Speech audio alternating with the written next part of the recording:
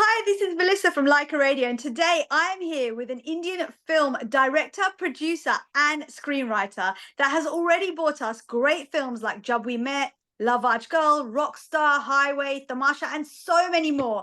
And now he brings us an epic love story called Chamkila. It's none other than Imtiaz Ali. How are you today? I'm good, thank you. How are you? I'm very well, thank you. Now, you're known for your love stories. What made you choose another love story? Well, this is actually the story of a musician and his love for music, in a way. Of course, there is the romantic couple, because this is the first biopic that I'm attempting. It's a real life story of this enigmatic Punjabi singer called Chamkila, who was 27 years old when he was gunned down at the age of like 27, as I said, in Punjab in the 80s. And his longtime companion and wife and co-artist Amar Jyot, both of them 27, were killed. And so the story is about how they got together and started performing together and started and build this huge legacy of music and songs. But it's also individually for each one of them, their love stories with music itself, which became the reason for them actually to get with each other. So it's in that way a strange kind of a relationship where music is an integral part of it. And of course, like you mentioned, this is your first biopic. Is it harder working on a biopic? Because you almost have to have the reality of following everything, but then you also need to make it viewable for people to watch and be able to watch that biopic come out and happen on screen and the whole story. Is it harder or is it? It's not, for me, it was a very fresh activity because I have never done this before. I've always only imagined and written, and there was no there was no other context to it. Here, there was a life, and I'm very glad that I tried to be as truthful, as authentic to it.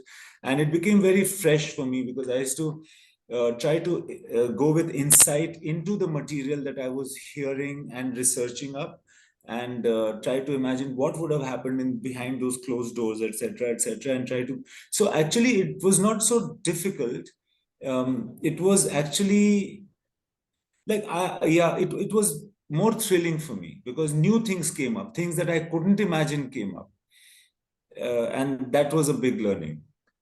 And of course, like Chamkila was born in the 60s, was actually assassinated in the late 80s.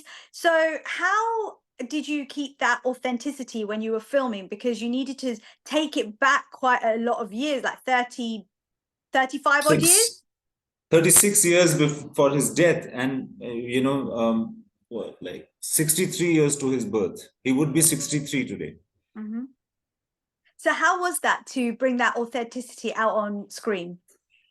Lot of pictures, lot of videos. Luckily, there are lots of videos on YouTube that we could get. A lot of various people in Punjab had their own recordings of Chamkila and other artists. We went through the photo albums of our own families, of other people, to just get the period right, the kind of flares that used to be in pants of people, the kind of safa that people in Punjab used to wear in those days, how the villages looked, how we took photographs, we got photographs from overseas like Canada and England, and saw what was it like in an Indian show in these overseas destinations, etc. So research in that way, and then hearing from people, older people of Punjab especially, how things were, and then locating with the help of all of this information those places in Punjab which still look like they used to look in the 80s. So we focused on to four regions, really, four provinces of Punjab: Sangrur, Mansa, Dhuri, and Malerkotla. This, and there are many villages in these districts which still bear the look of the 80s of in Punjab. So that's how we kept authenticity of these places. And when you were shooting in Punjab, what were people's reactions in terms of Chamkila and their sort of memories of Chamkila when he was in Punjab? Did you get to meet quite a few people from there? Yes, I met a lot of people who had seen concerts of Chamkila, and each person like this was very precious for me.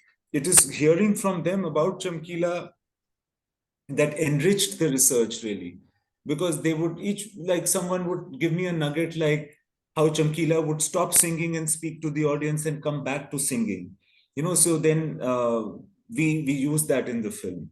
So a lot of these various nuggets came from various sources which we have assimilated, and it really helped to shoot Chamkila in Punjab, which is the place where Chamkila had performed, and where there was still a lot of people who had seen his real life performances and who could come and inform us.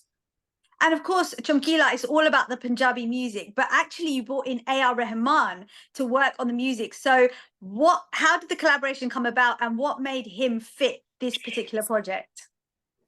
It's important to understand that there are two types of music in this film. Chamkila, the musician, he had made several songs in his life, which songs are in this film in the original Punjabi. We have not fiddled around with them. We have not tried to change them. The only thing is that Diljit has sung the Chamkila songs and Parineeti has sung the Amar parts in the film. But they are in original Punjabi in the exact way as Chamkila songs were. And all of this has been actually recorded live on the shoot. And that's how we represent it in the film. The other set of songs are the ones that A.R. Rahman has composed and that Irshad has written and we have made. And these play in the background. Chamkila never sings in Hindi in this film. Diljit never sings in Hindi in this film. Parineeti never sings. So we have kept those two worlds apart from each other so that, people should know that the authenticity of Chamkila has not been tampered with. And the songs in the film, because it's a Hindi film, the songs are in Hindi. And the reason it's a Hindi film is because I believe that Chamkila is a big phenomena, and he should get to a non-Punjabi audience as well, because I think he is a national figure and not a regional one. And of course, you've got Diljit playing Chamkila, you've got Parineeti in there, both of which are brilliant actors, but also singers. And you already knew that you were going to do these live onset sort of performances. Is that why you chose those particular actors? And how was that live performance for you, as it was the first time you're doing that? So the live performances were challenging technically initially, but once we got them right, that was the aspect which was most enjoyable in this film, that there were live musicians always present and they would be rehearsing during the time that we were setting up. I could take a break and come sit with Diljit and Parineeti and the musicians, and they would always be jamming, always be singing and rehearsing their parts. And it was very, very enjoyable. It's almost as though we had a traveling musician group for the entertainment of the unit. So that was very, very interesting. And remarkably, because our sound engineer was quite competent, I would say, and Rahman sir really helped in the process of recording this live singing. Once we had it, it was awesome because it made it much more real. And also for Diljit, because he's a very practiced, of course, he's a very extremely like the most practiced Punjabi live musician, singer. So he could really handle it very well. And there you can enjoy the exuberance of a whole song being played to a live audience, the audience participating and reacting. So one would forget that a film shooting is going on. One would just think that, if there is a Diljit concert, you would go for it. So all of us, the unit and the audience, was getting a taste of Diljit performing as Chamkila, the whole song. So it was very enjoyable.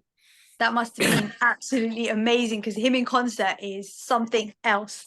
Now, say for someone like me who was actually born after Chamkila was assassinated, how relevant do you think that music still is today?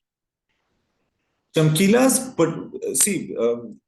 music is relevant, and that is why it survives till today. That's why people hear it, remix it. It's constantly heard. There are so many songs that are actually taking tunes from from Chamkila songs, loads and loads of them, and very relevant because he was young, you know. He only saw youth. He died at the age of 27. So the oncoming generations have always loved that aspect of his music. So he always appeals to the younger audience. So I feel that something which is good has a longer life, and Chamkila has really passed that test. I think it's already been 36 years to his death, and his songs are played everywhere. And in what ways do you think the music of Chamkila reflects the central themes of the messages within the film as well? So, firstly, it's each like the Rahman sir was very excited about the fact that this would be an all Punjabi album, and there are very important things that this film also touches upon.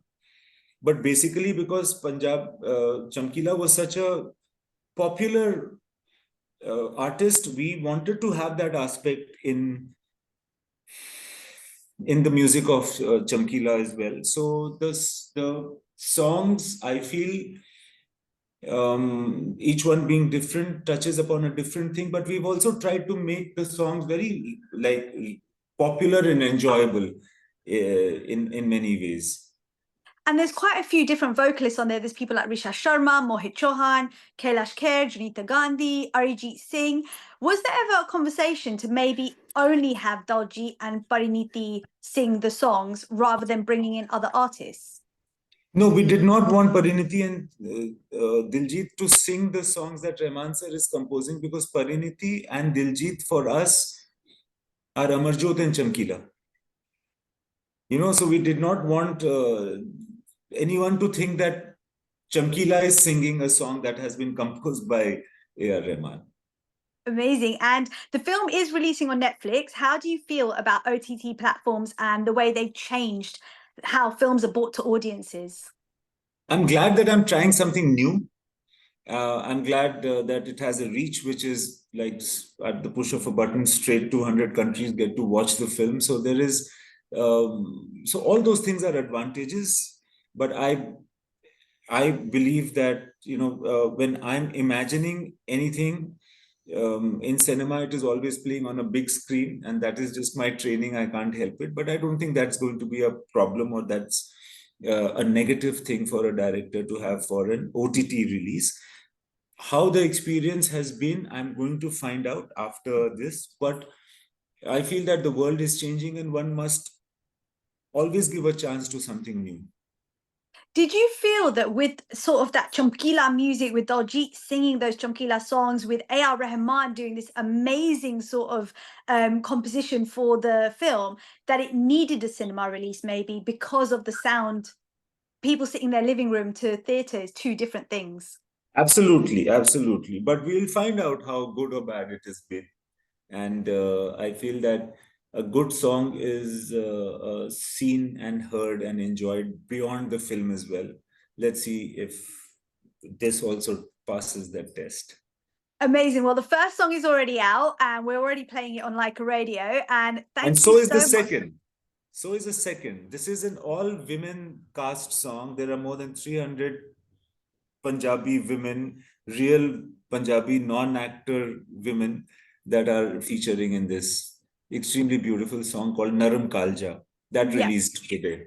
Yes, it did. So we look forward to playing all the songs on Lyca Radio, and good luck with the release of the film. Thank you so much. I hope you like the songs and the film. Please catch it. Definitely will. Thank you so much for joining us today. Thank you. Bye-bye. Bye.